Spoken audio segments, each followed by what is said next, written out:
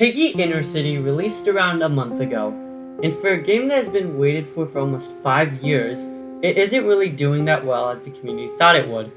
On a normal day in the early afternoon, it only has 3,000 concurrent users playing the game as of right now. Now, I've seen a lot of videos talking about this topic lately, about how Piggy Intercity's flopped, and how Book 3 would have been better. But none of those people talked about why Intercity is doing so bad. So today, I will be presenting some reasons why I think Intercity is doing bad, and maybe some suggestions to the creators on how to make this game more popular. But before this video starts, make sure you like and subscribe, because I put no effort into these videos. Let's do this.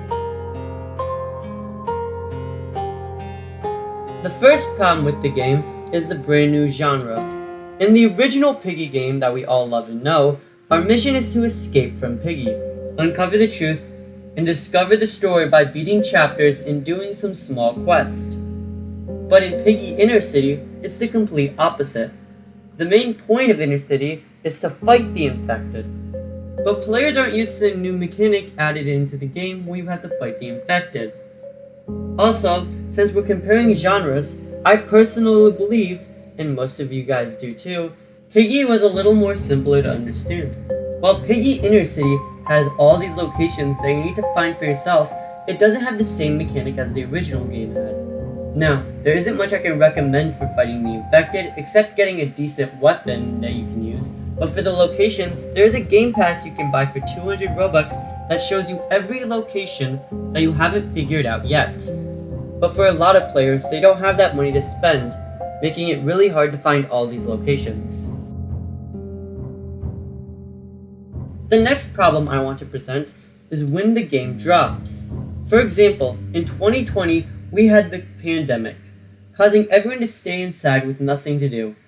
Piggy opened a fresh new eyes of people back in 2020 as a simple, fun, and lore-filling game where people could run away from the Piggy. This was really fun to play with friends or to do alone. Piggy Intercity released in 2026, 6 years later after the original game.